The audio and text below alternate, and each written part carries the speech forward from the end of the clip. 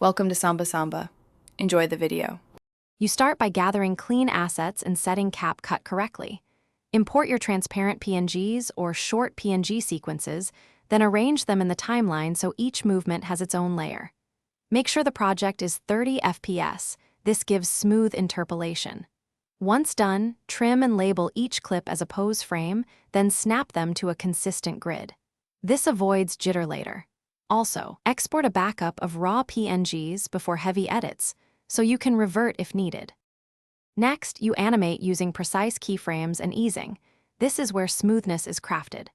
Add keyframes for position, scale, and rotation, then set easing to ease in or ease out. This removes robotic stops.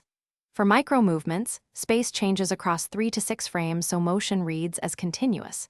When needed, duplicate a layer at 30% 50% opacity and offset it by 1 frame to simulate motion blur.